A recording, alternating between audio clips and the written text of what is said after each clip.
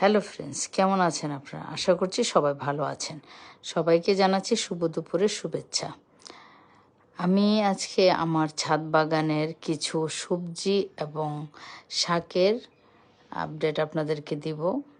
এগুলো আমি শীত শুরু হওয়ার আগেই লাগিয়েছিলাম, যে কারণে এগুলো একটু বড় হয়েছে হলো ডাঁটার শাক, তারপরে হচ্ছে পালং শাক, কলমি শাক, পুঁই শাক, তারপরে হচ্ছে মূলা শাকগুলো মাশাআল্লাহ অনেক সুন্দর হয়েছে। তারপরে আছে সিম, তারপরে নিচে আমি আজকে এবার লাগিয়ে এসেছি ফুলকপি, বাঁধাকপি, তারপরে আছে করলা, বেগুন, চাল কুমড়া। এগুলো আমার ছাদ বাগানে হয়।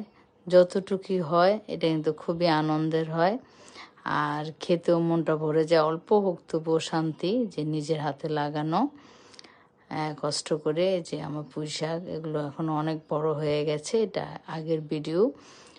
আর এই যে আমি বেগুন তুলছি, আমরা দুজনে মিলে বেগুন তুলতেছি গাছ থেকে। আর এই গাছটাতে আমার 2 রকমের বেগুন হয়, একটা সবুজ, একটা হলো বেগুনি। অবাক না? হ্যাঁ, এই গাছটাতে 2 রকমের বেগুন হয়। এই যে দেখুন, আর সবুজ বেগুনগুলো পেরেছিলাম, সেটার ভিডিও করা হয়নি। আর এখানে আমি করলা তুলতেছিলাম। এই যে দেখুন, সবুজ বেগুন আর হচ্ছে নীল, 2 কালারের বেগুন হয়।